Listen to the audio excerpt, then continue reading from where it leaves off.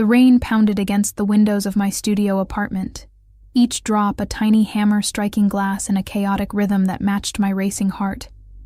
I huddled on my worn couch, a threadbare blanket pulled tight around my shoulders, as if it could somehow shield me from the disaster my life had become. The pregnancy test lay on the coffee table, 2 pink lines that had appeared just this morning, transforming my world in an instant. Twins, Dr. Weaver had said, her voice echoing in my memory. Congratulations, Ms. Collins. Congratulations, as if bringing 2 lives into this world alone, abandoned and broke, was something to celebrate. I reached for my phone with trembling fingers. The screen's harsh light illuminated my tear-stained face in the darkening room. I needed to tell him. James deserved to know, even if he'd disappeared 3 weeks ago after cleaning out our joint account. Money I'd saved for 2 years working double shifts at the restaurant. Money that was supposed to be our fresh start. My thumb hovered over the message field. What do you say to the man who'd whispered promises of forever, then vanished with everything you had? The father of your unborn children who'd left nothing but a hollow note. Sorry, Emma. I can't do this anymore, James. I'm pregnant, with twins. We need to talk. I typed the words, my vision blurring with fresh tears. Simple, direct. A desperate plea from a woman who had no one else to turn to in this sprawling, indifferent city. I pressed send before I could lose my courage, watching the message disappear with a soft whoosh that felt far too insignificant for words that carried the weight of 3 lives. The response came almost immediately, making my heart leap into my throat. Who is this? I blinked at the screen. Had he deleted my number so quickly? Erased me that completely? It's Emma. Please don't pretend you don't know me. 3 dots appeared, then disappeared, then appeared again. My stomach twisted with dread. I think you have the wrong number. I checked the contact. James Wilson. The number I'd called 100 times before. But then I noticed it. The last digit was different. In my emotional state, my trembling fingers had tapped a 7 instead of a 4. A simple mistake with catastrophic timing. I'm so sorry, I wrote quickly. Wrong number. Please ignore. But the stranger responded again. Are you okay? The unexpected concern made a fresh sob catch in my throat. No, I wasn't okay. I was pregnant with twins, abandoned, and now I was bothering some random person with my problems. I was about to respond when another text appeared. Where are you? A chill ran through me. Why would you need to know that? You're in distress. Pregnant. Alone. I want to help. Something about the authoritative tone made my skin prickle. I don't need help from a stranger. I'll be fine. No one who is fine texts the wrong number about twins at 11 p.m. during a thunderstorm. I hadn't even noticed the time. The storm had grown worse, thunder now accompanying the relentless rain. I jumped as a particularly loud crack shook the windows. Please, I insist. Where are you? I shouldn't answer. Every instinct told me to put down the phone, block the number, and figure this out on my own. But exhaustion weighed on me like a physical burden. I hadn't eaten properly in days. The restaurant had cut my hours. The rent was due in a week. And now, twins. I'm fine, really. Just having a bad day. I tried to end the conversation. Emma, I don't believe that. Tell me your address. My blood froze. I hadn't given this person my name. How do you know my name? The reply was immediate. You said it yourself. Now your address. I won't ask again. Had I? My mind raced through our brief exchange.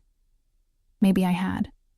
Everything was a blur of panic and hormones and fear. I'm calling the police, I typed, though my hands shook so badly I could barely hold the phone. That would be unwise. I'm only trying to help, but if you prefer handling this yourself, I understand. Good luck with your twins. The dismissal stung more than it should have. Even a stranger's concern being withdrawn felt like another abandonment. I placed the phone face down on the table and buried my face in my hands. What was I going to do? In my pocket, I had exactly $27.16. In my bank account, nothing.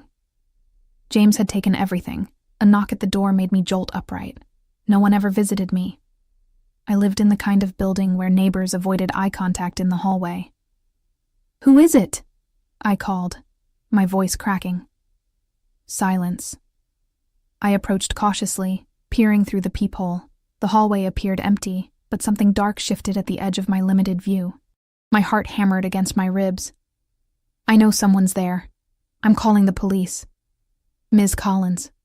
The voice was deep, smooth, with the faintest accent I couldn't place. "I believe you have something to discuss." Ice flooded my veins. "Who are you?" "Someone who can help with your situation." I pressed my back against the door, as if my slight frame could somehow barricade it. "I didn't tell you where I live." A soft chuckle filtered through the wood. "You didn't need to. Please leave, or I really will call the police. The police won't help you find James Wilson. I can." The name hit me like a physical blow. "How do you—" "Open the door, Ms. Collins. I don't enjoy speaking through wood." Against every rational thought, my hand moved to the chain. What if this man really could help me find James? What if he knew something? The desperation of my situation clouded my judgment. I slid the chain free and turned the lock, opening the door just enough to peer through the crack. The man standing in my hallway was nothing like I'd imagined. Tall, impeccably dressed in a charcoal suit that probably cost more than 6 months of my rent, with dark hair swept back from a face that belonged on a magazine cover. But it was his eyes that held me, cold, calculating, assessing me with the intensity of a predator. He wasn't alone. Further down the hall stood another man, broad-shouldered and watchful, his hand resting inside his jacket in a way that made my stomach clench with instinctive fear. "May I come in?" the suited man asked, though it wasn't really a question. "Who are you?" I managed to whisper. His lips curved in what might have been a smile on anyone else. On him, it looked dangerous. "My name is Alexei Volkov, and you, Emma Collins, have made quite an interesting mistake tonight." The name meant nothing to me, but something in his tone made my skin prickle with warning. I began to close the door. "I think you should go." His hand shot out, palm flat against the wood, stopping my movement with effortless strength. "That would be unwise, Emma, especially in your condition. How did you find me? How do you know about James?" "I know many things, including the fact that the man who abandoned you is not who you think he is."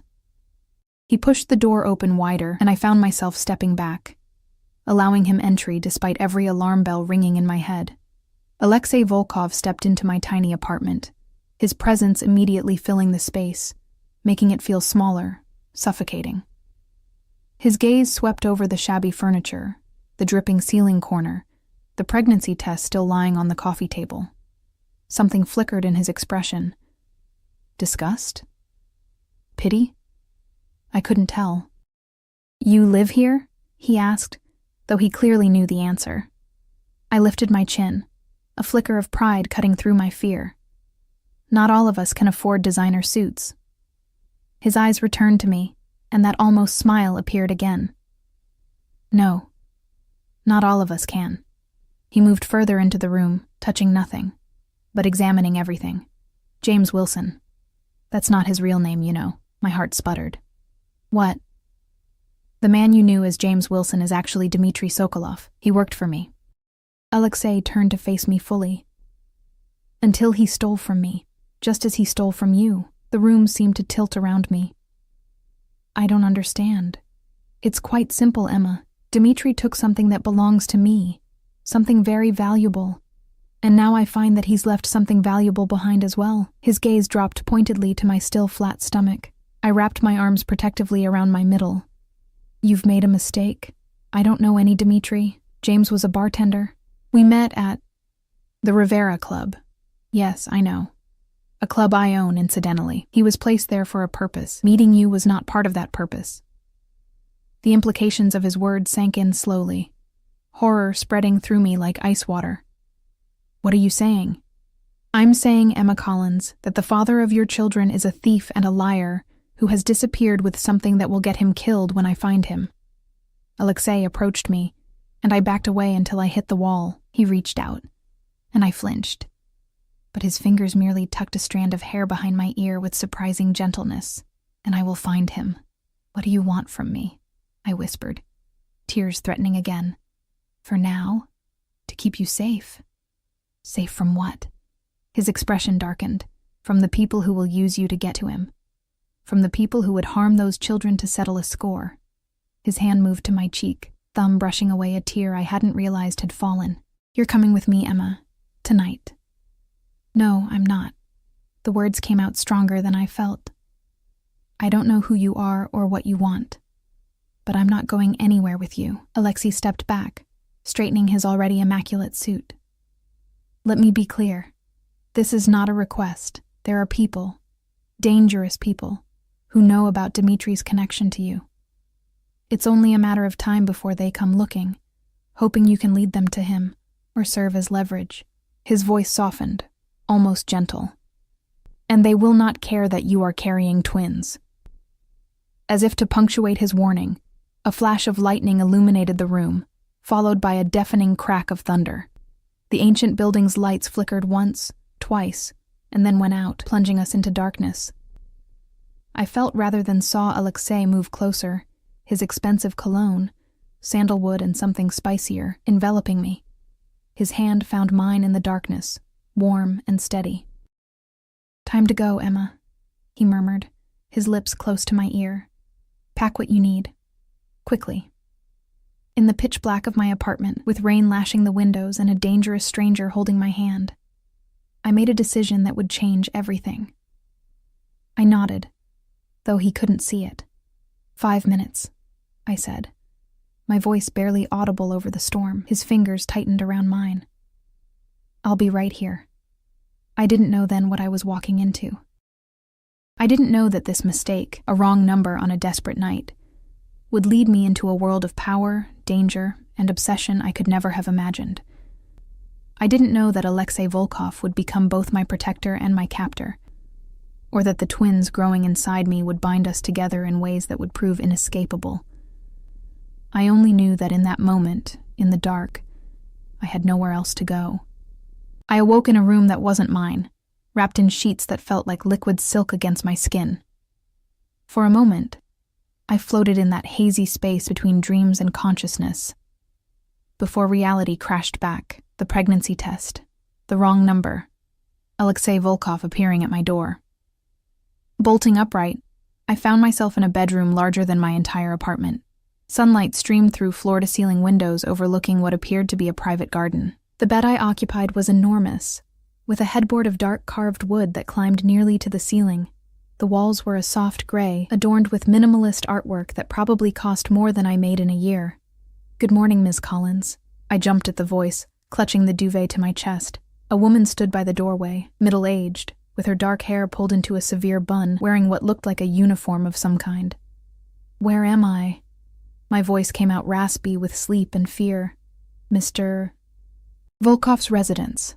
She moved to a side table and poured water from a crystal decanter. I'm Mrs. Petrova, the housekeeper. Mr. Volkov instructed me to see to your needs. I accepted the water with trembling hands, suddenly aware of my parched throat. How did I get here? The last thing I remember is being in the car and feeling dizzy. You fell asleep during the journey. Mr. Volkov carried you in. Her expression revealed nothing about how she felt about this arrangement. There are clothes for you in the closet. Once you're dressed, breakfast will be served downstairs. Mr. Volkov is expecting you. Before I could ask anything else, she exited, closing the heavy door behind her with a soft click that somehow felt final. I slipped out of bed, noticing I was wearing an oversized silk nightgown that wasn't mine. The thought of Alexei, or someone else, changing my clothes while I was unconscious made my skin crawl. I hurried to the adjoining bathroom, a marble palace with a shower large enough for 5 people, and a freestanding tub that looked like it belonged in a luxury spa. Catching my reflection in the mirror, I barely recognized myself. My normally unruly brown hair hung limp around my pale face. Dark circles shadowed my eyes. I looked exactly like what I was. A terrified pregnant woman in a stranger's house. After a quick shower that I couldn't help but indulge in, hot water had been inconsistent at best in my apartment, I wrapped myself in a plush towel and investigated the closet Mrs. Petrova had mentioned. It was a walk-in space larger than my bedroom, filled with clothing that couldn't possibly belong to Alexei. Women's clothing, in my size, brand new, with tags still attached. Dresses, jeans, blouses, even lingerie, all exactly my measurements. Cold dread settled in my stomach. This had been planned, prepared. But how long ago? How long had I been watched before last night's text? I selected the simplest items I could find, jeans and a cream-colored sweater, and dressed quickly. No matter how beautiful the clothes or how luxurious the room, I was still a prisoner here. I needed to think clearly, to find a way out. My phone was nowhere to be found. I tried the bedroom door, half expecting it to be locked, but it opened into a wide hallway, with polished hardwood floors and more expensive artwork. The house was silent, except for the faint ticking of a grandfather clock somewhere nearby. Following the scent of coffee, I made my way downstairs, my footsteps muffled by thick carpeting on the spiral staircase. The house, mansion really, seemed designed to intimidate. Soaring ceilings, antique furniture that looked museum-worthy, crystal chandeliers that caught the morning light and scattered it like diamonds across the walls. Old money, old power. Nothing like the world I came from. I followed the hallway to an open dining room where Alexei Volkov sat at the head of a table long enough to seat 20. He was reading something on a tablet, a coffee cup at his elbow, looking as impeccable as he had the night before in a different but equally expensive suit. Sunlight through the windows caught the angles of his face, highlighting cheekbones that could cut glass and the faint shadow of stubble along his jaw. He looked up as I entered, those cold eyes assessing me with an intensity that made me want to disappear into the floor. "Emma," he said, setting aside his tablet. "Join me." It wasn't an invitation, but a command. I approached cautiously, taking a seat 2 chairs away from him, keeping distance between us. "Sleep well?" he asked, signaling to someone behind me. "Where's my phone?" A hint of a smile touched his lips. "Good morning to you too." Mrs. Petrova appeared at my elbow, setting down a plate of what looked like the most elaborate breakfast I'd ever seen: poached eggs on avocado toast, fresh berries, something that might have been smoked salmon. My stomach growled traitorously. "Eat," Alexei said. "The babies need nourishment." The casual way he referred to my pregnancy, as if he had any right to comment on it, sparked anger through my fear. "I want my phone. And then I want to leave." Alexei sipped his coffee, regarding me over the rim. "That's not possible right now. You can't keep me here against my will. That's kidnapping." "Is it kidnapping when I'm saving your life?" He set down his cup with deliberate precision. "You have no idea what kind of danger you're in, Emma." "The man you knew as James, Dmitri," I corrected automatically, then hated myself for it. Something like approval flickered in his eyes. "Yes, Dmitri. He's crossed very dangerous people. People who would think nothing of using you to draw him out." He gestured to my still flat stomach. "Using them." I placed a protective hand over my abdomen. "What did he take from you?" "Nothing that concerns you. It concerns me if it's the reason I've been abducted." Alexei's expression darkened. "You haven't been abducted. You've been placed under protection." "Protection I never asked for." "Sometimes, Emma, we need things we don't know to ask for." His voice softened fractionally. "Eat your breakfast. We'll discuss the arrangements afterward." Arrangements. As if this were some kind of business transaction. But my body betrayed me again, reminding me I was eating for 3 now. I picked up my fork and took a bite of the food, trying not to show how desperately hungry I was. Alexei watched me eat with unsettling intensity, as if cataloging each bite. When I'd cleaned half the plate, he spoke again. "You'll stay here until the situation is resolved. You'll want for nothing. The east wing of the house will be yours. You can use the gardens, the library, the pool. Mrs. Petrova will see to your daily needs. Dr. Myers will come weekly to monitor your pregnancy." I set down my fork. "And if I refuse, you won't. You don't know me. I know enough." He leaned forward slightly. "I know you're 26 years old. I know you've worked at the Gilded Spoon restaurant for 3 years.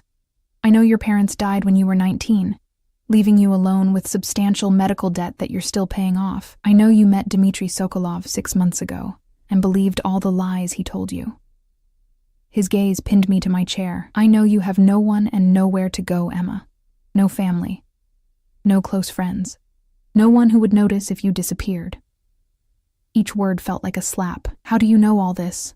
It's my business to know things. What are you? Some kind of gangster? The word made him smile. A cold, amused thing. How American. No, Emma. I'm a businessman with diverse interests. Businessmen don't kidnap pregnant women. This one does, when necessary. He stood abruptly, buttoning his suit jacket. Finish your breakfast.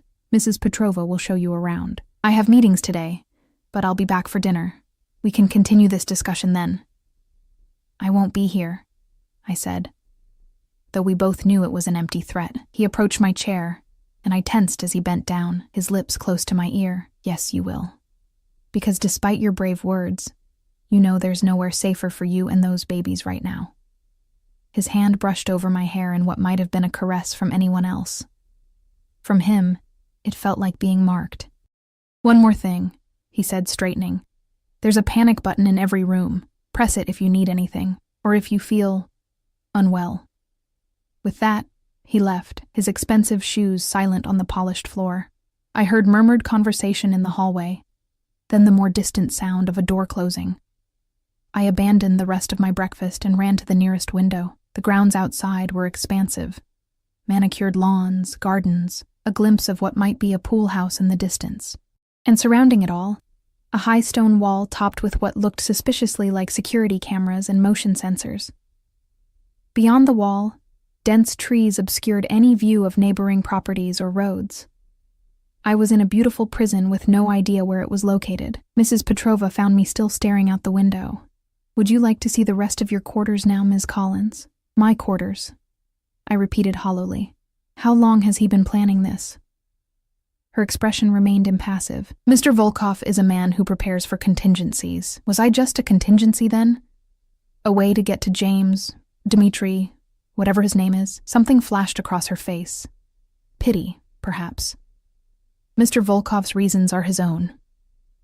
But if he wanted to use you as bait, you wouldn't be here in the family wing. You'd be elsewhere, under very different circumstances. The implication sent a chill through me. Who is he? Really? Mrs. Petrova's gaze met mine directly for the first time. A man it's better to have as a friend than an enemy. Now, shall we continue? The tour confirmed what I'd suspected. The East Wing was essentially a luxurious apartment within the larger house. Bedroom, sitting room, a small kitchenette, even a home office with bookshelves filled with classics and contemporary fiction. Everything I could need, except freedom. There were no locks on the doors leading to the rest of the house, but security cameras monitored every hallway, every entrance and exit. 2 men in dark suits patrolled the grounds visible from my windows. Not guards for my protection, I realized, but to keep me contained. You'll find your belongings have been brought from your apartment, Mrs. Petrova said, as we returned to the bedroom. She opened a drawer to reveal my pitifully few possessions, some clothes, my worn paperback of Jane Eyre, the small wooden box that contained my mother's wedding ring. He had people go through my things? The violation struck deeper than I expected. Mr. Volkov is thorough. She paused at the door. Lunch will be at 1. Is there anything specific you'd prefer? I stared at her, incredulous. My freedom? That isn't within my authority to grant. Her voice softened marginally. Ms. Collins, may I offer some advice? I nodded, desperate for any information that might help me. Mr. Volkov is protective of what he considers his. It would be unwise to test his patience. She hesitated. But he is not cruel without purpose. If you cooperate, this arrangement will be more comfortable for everyone. What he considers his, I echoed. I don't belong to him. The children you carry have his blood. In his world, that makes them, and by extension you, his responsibility. She stepped into the hallway. Rest now. The first trimester is often difficult. She closed the door, leaving me alone with her words echoing in my head. His blood. The implications hit me with the force of a physical blow. If Alexei Volkov was saying what I thought he was saying, I sank onto the edge of the bed, my hand instinctively covering my abdomen. Was it possible? Had James, Dmitri been related to Alexei somehow? A brother? A son? Or was there an even more disturbing possibility? I remembered Dimitri's reluctance to discuss his family, the mysterious phone calls he'd taken in another room, the unexplained cash he sometimes had despite our financial struggles. Had he been working for Alexei all along? Had our relationship been some kind of cover? My mind spun with questions as I paced the room, searching for anything that might serve as a weapon or a way out. But the windows were clearly reinforced, the decorative items too flimsy to be effective. Even the bathroom held nothing more dangerous than moisturizer. By evening, I'd explored every inch of my gilded cage, finding nothing that would help me escape. When Mrs. Petrova returned to escort me to dinner, I was no closer to understanding my situation or finding a way out of it. All I knew was that Alexei Volkov considered my unborn children his in some way, and that realization terrified me more than anything else. Dinner with Alexei Volkov was a study in controlled power. He sat opposite me at a smaller, more intimate table than the morning's monstrosity, candlelight casting shadows across the sharp planes of his face. Between us, a feast had been laid out. Roasted meats, vegetables and sauces that smelled of herbs and butter, bread still steaming from the oven. A glass of deep red wine sat by his plate. Beside mine, sparkling water with a twist of lemon. He'd changed from his business suit into something more casual, though casual for him still meant tailored black pants and a charcoal shirt that probably cost more than my monthly rent. The sleeves were rolled up to reveal strong forearms marked with what appeared to be faded scars. His dark hair was slightly disheveled, as if he'd run his hands through it repeatedly. It made him look almost human. "You haven't eaten much today," he said, breaking the silence that had stretched between us since I'd been escorted in. "Mrs. Petrova tells me you refused lunch." I wasn't hungry. A lie. I'd been ravenous, but too stubborn and frightened to accept more of his hospitality. "The babies need nourishment," he repeated his earlier statement, serving food onto my plate without asking what I wanted. Especially in the first trimester, I watched him cut into his steak, his movements precise and elegant. "Why am I here, Mr. Volkov?" "Alexei," he corrected, not looking up. "And I've told you. Protection. From what, exactly? Because right now you seem like the biggest threat to my well-being." His knife paused mid-cut. "If I were a threat to you, Emma, we wouldn't be having this conversation over dinner." The casual menace in his tone sent a chill down my spine. That's not reassuring. It wasn't meant to be.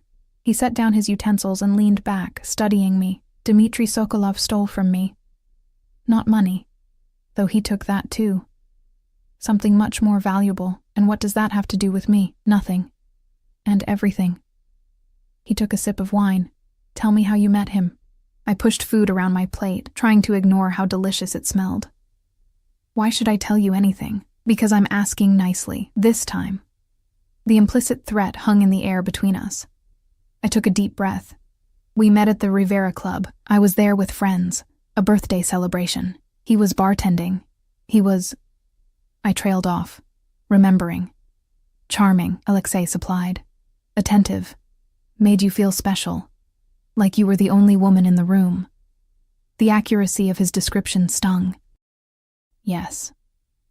"And he moved quickly, didn't he? Always urgent. Always intense." I nodded, uncomfortable with how precisely he was mapping the trajectory of my whirlwind relationship with James. "Dmitri, within a month he'd moved into your apartment. Started talking about the future. Children, perhaps?" His eyes flicked to my stomach. "No," I whispered. "The pregnancy was unexpected. For you, perhaps." Something cold glittered in his eyes. "Not for him." "What do you mean?" Alexei took another sip of wine, considering me over the rim of his glass. "Did he ever take your phone? Use it to send messages?" The question caught me off guard. Yes, sometimes. When his battery was low. Why? "And he always insisted on a specific method of birth control? One he provided?" Heat rushed to my face. "That's none of your business. It's precisely my business." He set down his glass with deliberate care. "Dmitri wasn't bartending at my club by accident, Emma. He was working for me, watching someone I needed information on. Then he disappeared 3 weeks ago, taking sensitive data and a considerable amount of money. But that's not all he took, is it? My appetite had completely vanished, replaced by a sick feeling in the pit of my stomach. I don't understand what you're saying. I think you do. Alexei's voice was softer now, almost gentle. The timing is too perfect. The birth control that mysteriously failed. The urgency with which he pursued you. Your pregnancy, confirmed just as he vanishes with what he stole from me. You think he got me pregnant on purpose? The words felt ridiculous coming out of my mouth. I know he did. Alexei's certainty was terrifying. What better insurance policy, what better leverage against me than my own flesh and blood? The room seemed to tilt around me. What are you saying? Dmitri is my half-brother, Emma. Those twins you're carrying are my niece and nephew, my family, my blood. The revelation struck like a physical blow. I pushed back from the table, nearly toppling my chair. No, that's not... He never said anything about a brother. Of course he didn't. Alexei's smile was bitter. Dmitri has spent his entire life in my shadow, resenting what he sees as his birthright denied. He gestured to the opulent room around us. All of this, he believes, should be half his. He spent years trying to prove himself worthy, and when that failed, he resorted to theft and treachery. My head was spinning. James, Dmitri, had told me he was an only child, raised by a single mother in Boston. Had everything been a lie? You're making this up, I said. But doubt had already taken root. Why should I believe you? You shouldn't. Not without proof. Alexei stood and withdrew something from his pocket. A phone. My phone. He unlocked it with ease, another violation, and pulled up a photo gallery I'd never seen before, hidden in a secure folder. Look. He placed the phone in front of me. On the screen was a photo of two boys, one a teenager, the other much younger. Despite the age gap, their resemblance was unmistakable. The same jaw, the same dark eyes. The older boy had his arm around the younger one's shoulders, his expression protective and fond. I swiped through more photos, the boys growing older, the resemblance between them and the man across from me growing more pronounced.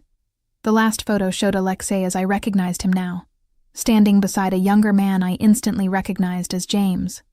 As Dmitri, they were both in suits, glasses of champagne in their hands. But while Alexei's expression was neutral, Dmitri's held something darker, his smile not reaching his eyes. This was taken 6 months ago, Alexei said quietly, 2 weeks before he was assigned to the Rivera Club. 2 weeks before he met you. I set the phone down with trembling hands. Why would he do this? Use me like this? Because you were perfect, Emma. Alone in the world, struggling financially, no family to ask questions. No close friends to interfere, and his eyes met mine, something almost like sympathy in them. And genuinely kind, the sort of woman who would make a good mother to his ready-made family, the sort of woman I might hesitate to harm. Is that what this is about? You think he used me as what? A surrogate? A shield? Both.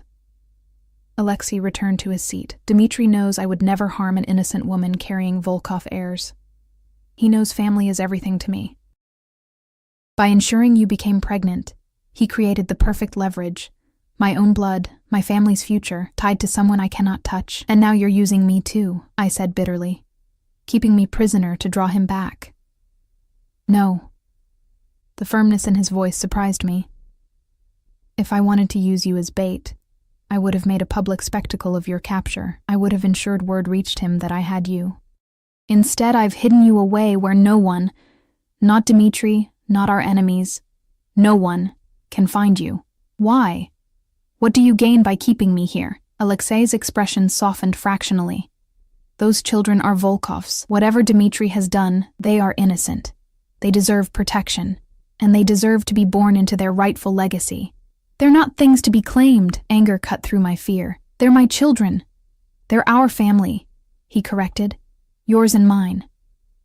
Whatever Dmitri intended, that is the reality now. I pushed my plate away, nausea rising in my throat.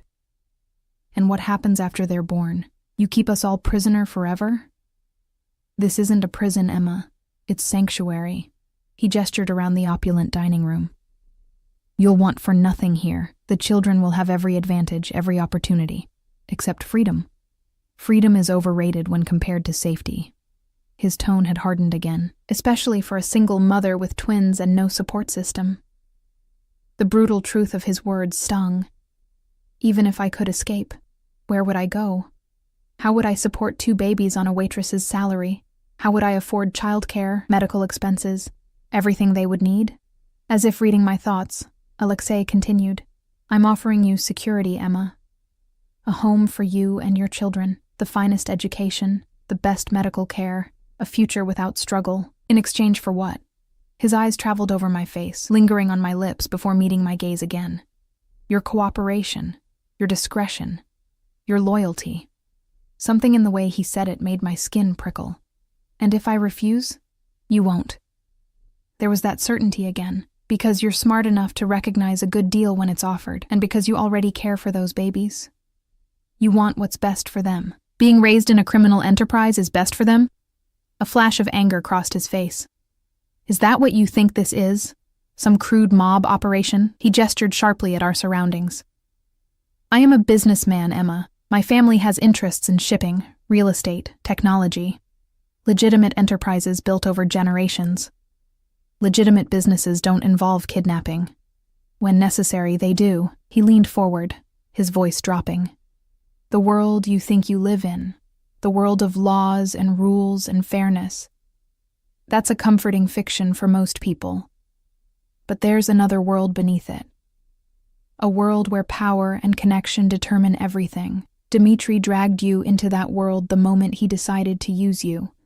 I'm just ensuring you have the protection you need to survive in it. I wanted to argue, to deny everything he was saying. But exhaustion was overtaking me, the emotional toll of the day catching up with my physically taxed body. Alexei must have noticed, because his tone softened. Eat something, Emma. Just a little. Then you can rest. To my surprise, I found myself complying, taking small bites of the now cool food. It was still delicious, but tasted like ashes in my mouth as I contemplated my situation. Why did you bring me here yourself? I asked after a while. Why not send one of your men? Alexei considered me for a long moment. Because I wanted to see you, to understand what Dmitri saw in you that made you his choice. And what did you conclude? Something shifted in his expression, a heat entering his eyes that made me suddenly, acutely aware of him as a man, not just a threat, that my brother's taste has improved.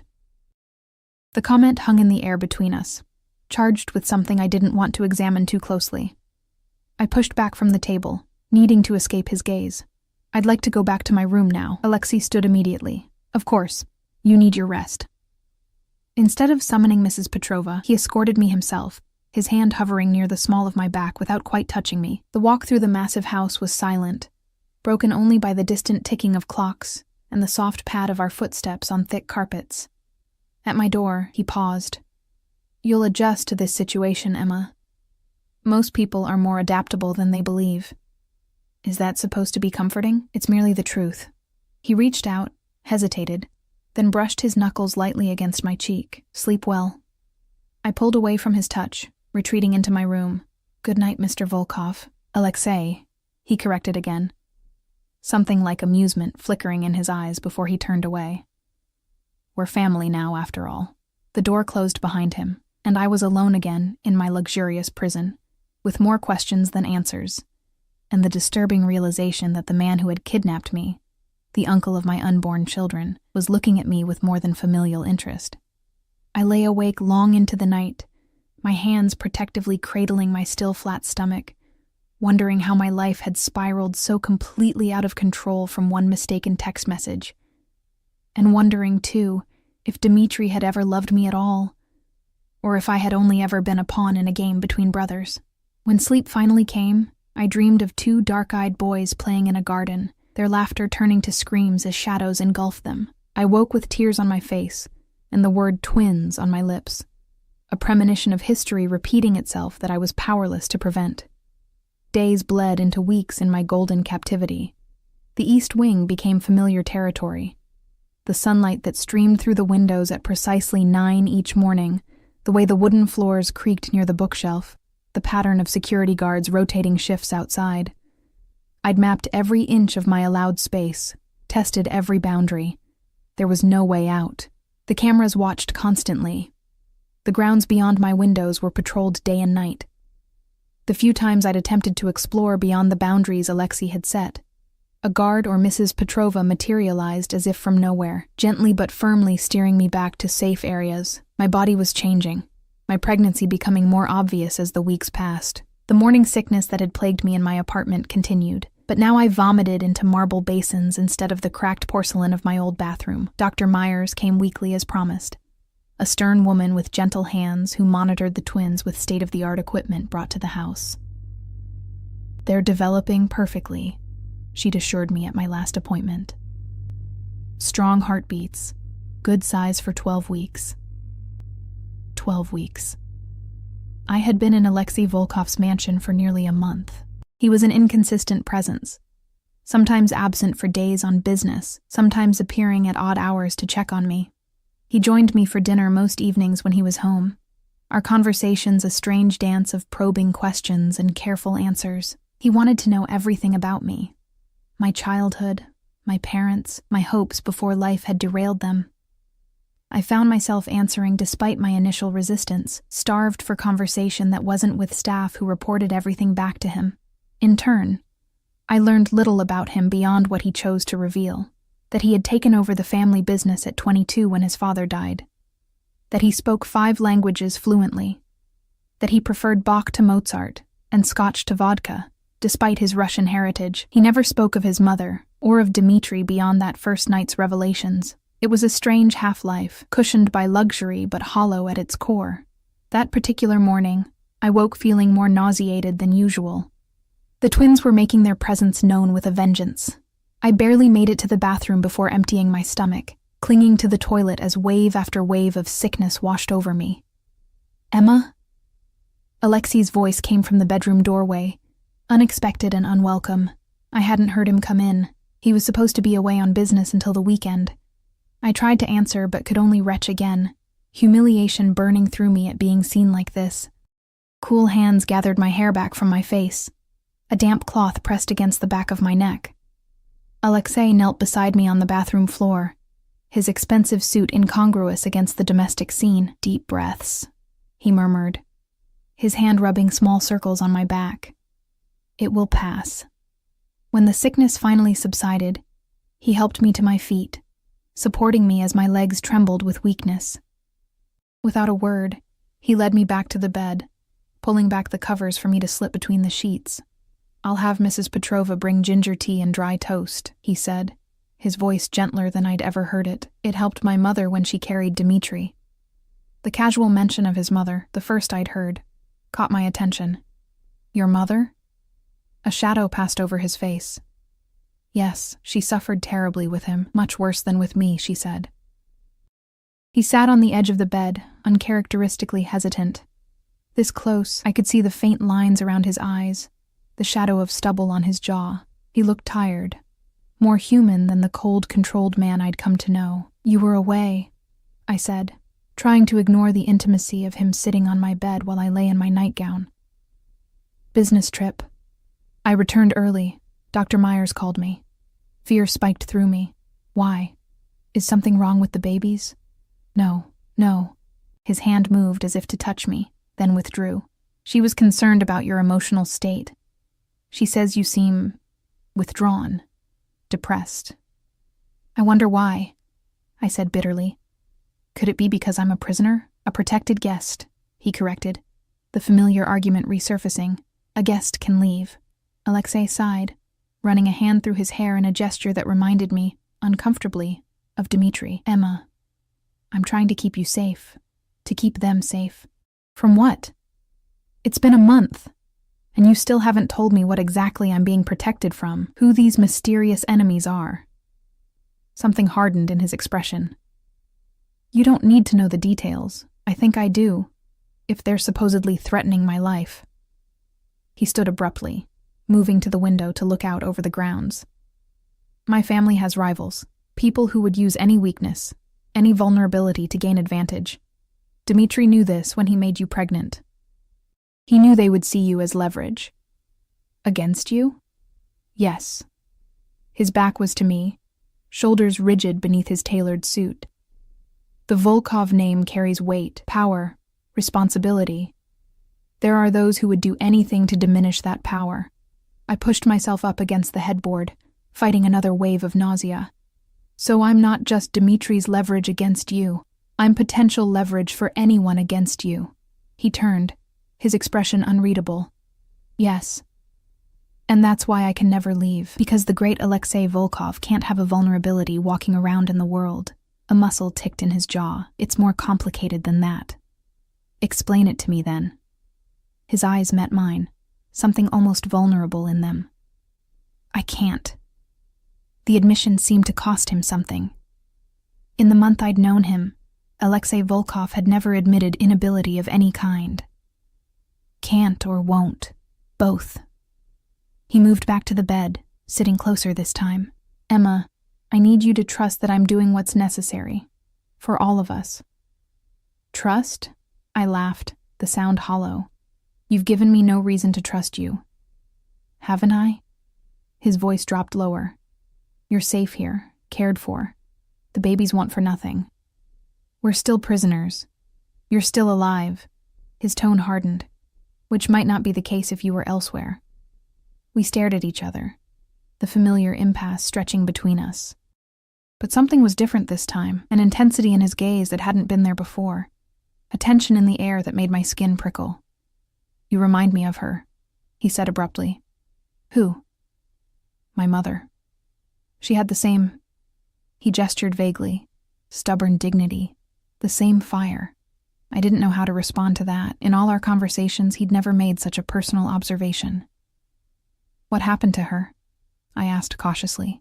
Pain flickered across his face, so raw it startled me. She died when I was 20. I'm sorry. He nodded, accepting my condolence with surprising grace. It was a long time ago. And your father? You said he died when you were 22, car accident. His expression closed off, or so it seemed. The implication hung in the air between us. You think it wasn't an accident. I know it wasn't. He stood again, his momentary openness gone, which is why I take threats to my family very seriously, Emma, including Dimitri, despite his betrayal. Is that what I am now? Family?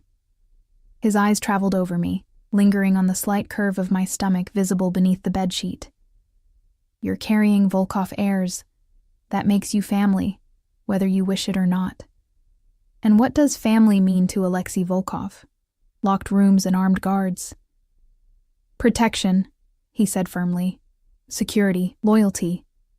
And if I don't want to be part of your family? Something dangerous flickered in his eyes. That's not a choice either of us has anymore. Before I could respond, there was a knock at the door. Mrs. Petrova entered with a tray bearing ginger tea and toast as promised, her expression revealing nothing about finding her employer sitting on my bed. Thank you, Mrs. Petrova, Alexei said, rising. Please ensure Miss Collins eats something. Yes, Mr. Volkov, her eyes flicked between us, assessing. Will you be joining Miss Collins for dinner tonight? Yes. He glanced back at me. We have more to discuss. After he left, Mrs. Petrova helped me sit up and arranged the tray across my lap. The tea will help with the nausea, she said, her tone warmer than usual. Small sips. I did as instructed, the ginger soothing my roiling stomach.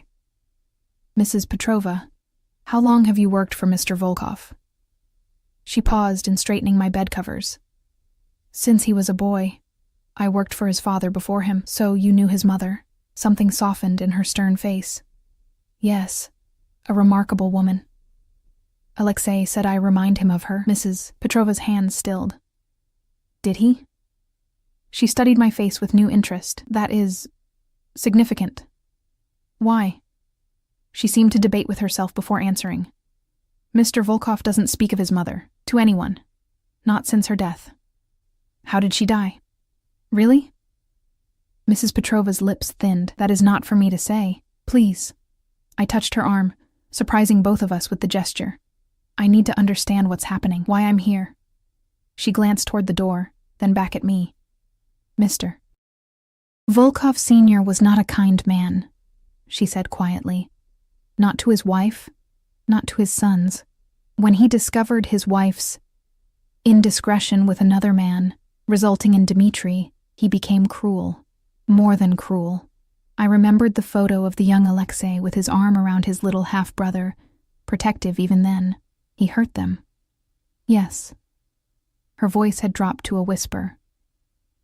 When Mr. Alexei was 20, his mother fell down the stairs, allegedly. Brain hemorrhage, she was dead. Horror crept through me. His father murdered her? Nothing was ever proven. Mrs. Petrova's expression had closed again. 2 years later, Mr. Volkov Sr. died in a car accident. The brakes failed on a mountain road. The implication was clear. Alexei. Mrs. Petrova straightened, her professional demeanor returning. As I said, it is not my place to speculate. But Mr. Volkov has never spoken of his mother to anyone in my hearing. Until you. She busied herself around the room, tidying things that didn't need tidying. The twins were confirmed yesterday, she said, changing the subject. A boy and a girl. Dr. Myers told Mr. Volkov after your ultrasound. The news should have thrilled me. My babies, a son and daughter. But it felt distant, as if happening to someone else. He didn't tell me. Perhaps he wanted you to hear it from the doctor. She paused at the door. Rest now. I'll return for the tray later. After she left, I sipped the cooling tea, my mind racing with new information. Alexei Volkov, who had lost his mother to his father's cruelty and possibly avenged her death. Alexei, who had protected his half-brother even knowing he was the product of his mother's affair. Alexei, who now held me captive to protect the next generation of Volkovs. I placed my hand on my stomach, feeling the slight curve that housed my son and daughter. Whatever Dmitri's intentions had been in getting me pregnant, these children were mine, and somehow, inexplicably, they were becoming Alexei's too, not just through blood, but through his fierce determination to protect them. What did that mean for me? The question haunted me through the day as I rested, the morning sickness gradually subsiding. By evening, I was able to dress and make my way downstairs for the promised dinner, finding Alexei already waiting in what I now thought of as our dining room. He stood when I entered, his eyes taking in my appearance with that intensity that never failed to unsettle me. I'd chosen a simple dress from the wardrobe he'd provided, deep blue, flowing over my changing body without emphasizing it. You look better, he said, pulling out my chair. The tea helped. I sat, allowing him this small courtesy. Thank you. He took his seat opposite me, watching as I spread my napkin across my lap with deliberate care. You had questions for Mrs. Petrova today. Of course he knew. The house probably had listening devices as well as cameras. Yes. About my mother. I met his gaze steadily. Yes. What did she tell you? That your father was cruel. That your mother died suspiciously. That 2 years later, so did he. Something dangerous flickered in Alexei's eyes. She shouldn't have spoken of family matters. If I'm family, as you claim, then they're my matters too. His lips curved in a smile that didn't reach his eyes. Clever, Emma. Using my own words against me. I'm not using anything against you. I'm trying to understand. Understand what? You. I leaned forward slightly. Why this matters so much to you. Why I'm here, really. Alexei was silent as the first course was served. Some kind of soup that smelled of herbs and cream. Only when the server had departed did he speak again. My father was a monster, he said quietly. What Mrs. Petrova told you barely scratches the surface. When he discovered my mother's affair, he made all of our lives hell. But he reserved a special cruelty for Dmitri, a child who had committed no sin except being born. I listened, barely touching my soup, afraid that any interruption would close this rare window into his thoughts. I protected Dmitri as much as I could, took beatings meant for him, hid him when my father was in his rages. Alexei's face was impassive, but I could see the tension in his shoulders, the way his hand tightened around his spoon. When my mother died, when he killed her, I swore 2 things, that he would pay for what he'd done, and that I would never allow anyone to harm my family again. So, you killed him, I said softly. Alexei's eyes met mine, cold and hard. Yes. The simple admission sent a chill through me. Not because I doubted it. I had suspected as much from Mrs. Petrova's hints, but because of the matter-of-fact way he confessed to patricide. "And now Dmitri has betrayed you," I said. "Used me to create leverage against you." "Yes." "What will you do to him when you find him?" Something flickered in Alexei's expression. Pain, regret, anger. I couldn't tell which. "I don't know." It was the second time today he'd admitted uncertainty, and it unsettled me more than his confession of murder. Autumn transformed the gardens into a tapestry of red and gold, visible from my windows as I entered my 4th month of captivity. My body had changed dramatically. The twins now an unmistakable bump that pressed against the silken maternity clothes Alexei had provided.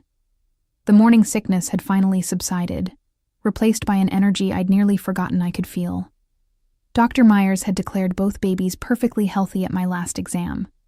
"Your son is particularly active," she'd noted, showing me the ultrasound image of my little boy.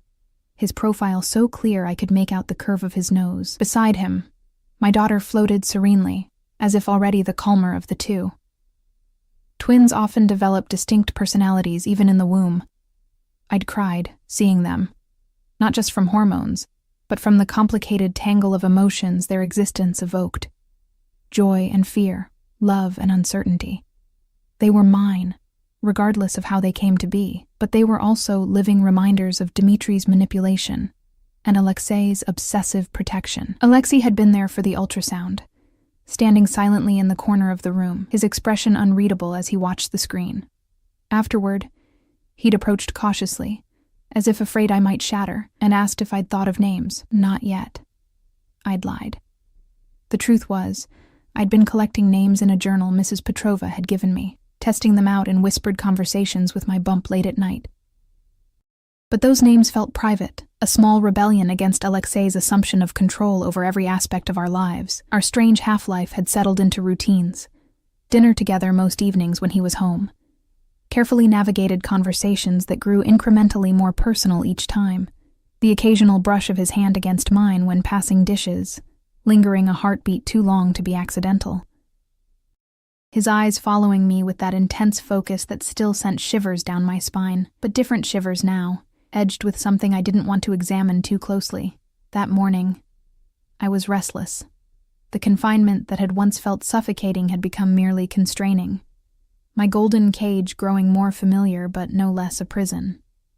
I wandered the permitted areas of the house, trailing my fingers along bookshelves and banisters, seeking distraction. I found Alexei in his study, a room I rarely entered by unspoken agreement. The door was ajar, and I hesitated on the threshold, watching him work. He sat behind an imposing desk, phone pressed to his ear, speaking rapid-fire Russian to someone on the other end. His voice was cold, commanding, nothing like the carefully modulated tones he used with me. He looked up, sensing my presence, and his expression shifted subtly. "I'll call you back," he said in English, setting down the phone. "Emma, is everything all right?" "Fine." I stepped into the room, drawn to the floor-to-ceiling bookshelves that lined one wall. I was just walking, thinking. He watched me move around the space, his gaze tracking my every step. About? The future. I ran my fingers along the spines of leather-bound volumes. What happens after they're born? The question had been hovering between us for weeks, unasked and unanswered. Alexei's jaw tightened almost imperceptibly. "You'll remain here, where it's safe. Forever?" I turned to face him fully. "That's not a life, Alexei. Not for me. Not for them." He rose from his chair, coming around the desk to stand closer. In the months of my captivity, something had shifted between us. The fear I'd initially felt had transformed into something more complex. Not trust, exactly, but understanding. I'd come to recognize the man beneath the cold exterior, the shaped-by-trauma boy who had grown into this obsessively protective force. "What would you suggest?" he asked, his voice softer than I expected. "That I let you leave? Take the children somewhere I can't protect you? I suggest you find a middle ground." I rested a hand on my rounded belly. "They'll need more than safety, Alexei. They'll need freedom. normalcy, other children to play with, school someday, all of which can be provided here, in a fortress. I shook my head. That's not living. That's existing. His expression darkened. Better existing than dead. Is that the choice? Really?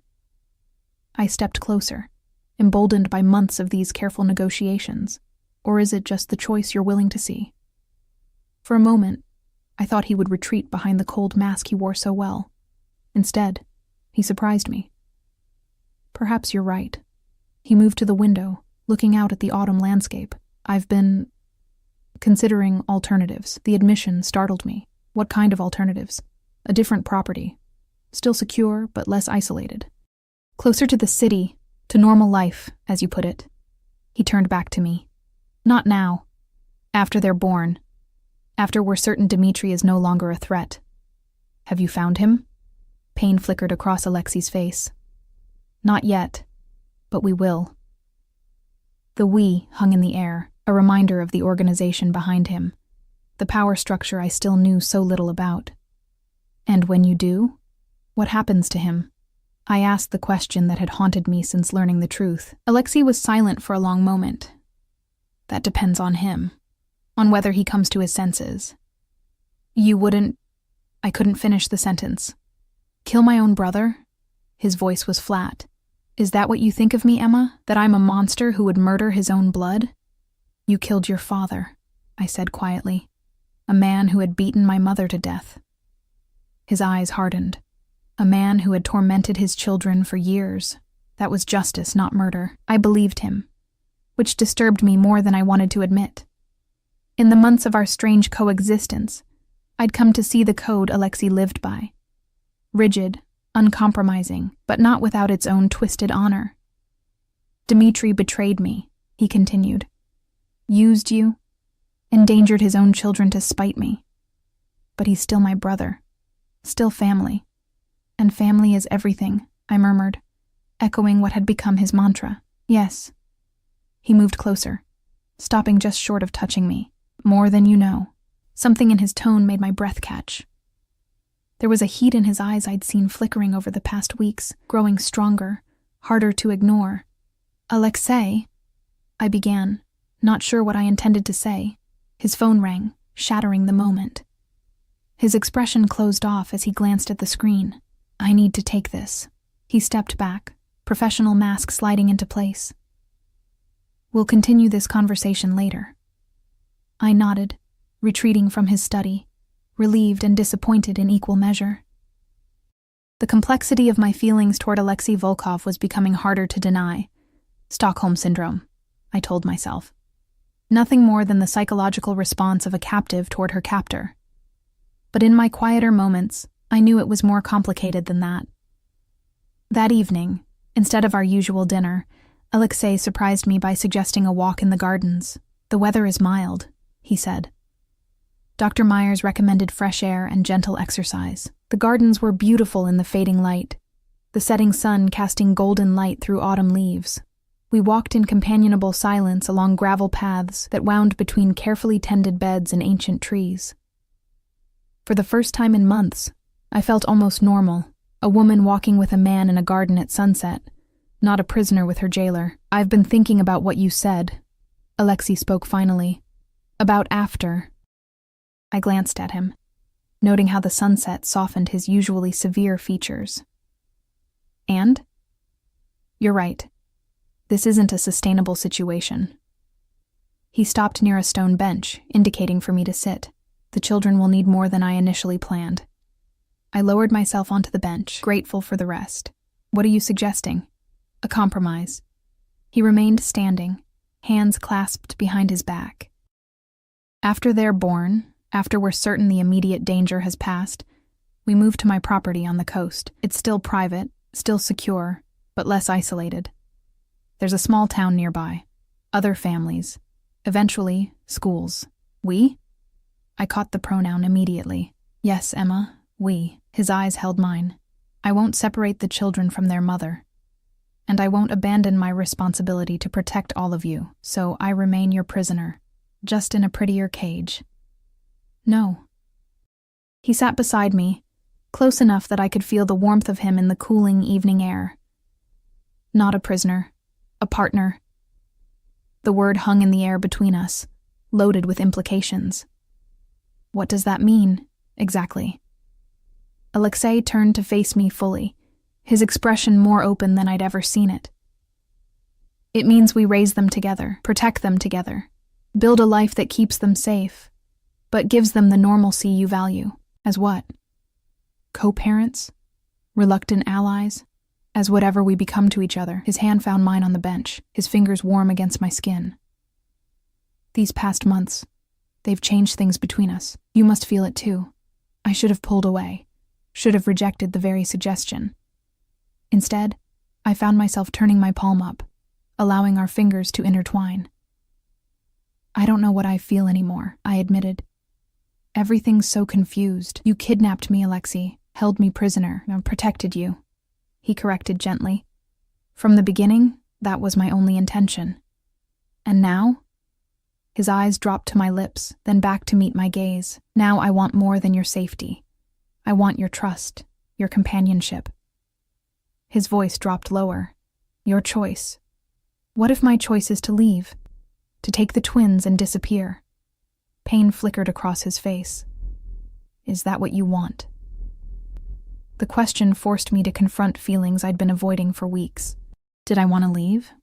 The Alexei I'd come to know was complex, damaged, capable of both terrifying coldness and surprising tenderness. He was possessive, controlling, dangerous to his enemies. But to those he considered family, and I was undeniably that now, he was fiercely protective, unfailingly generous, even gentle in his way. I don't know, I answered honestly, but I want the freedom to decide. Then have it. His words surprised me. When the babies are born, when we know they're healthy and safe, you'll have your choice. Stay with me. Build this life together. Or go. With my support and protection from a distance, you'd let me leave? If that's what you truly want. His eyes held mine, intense and sincere, but I hope you'll choose to stay. The confession hung in the autumn air between us. In that moment, with the setting sun painting everything in gold and his hand warm against mine, I could almost imagine choosing him. Choosing this complicated, dangerous man who had kidnapped me to protect his brother's unborn children, and somewhere along the way had begun to care for their mother too. I don't have to decide now, I said finally. No.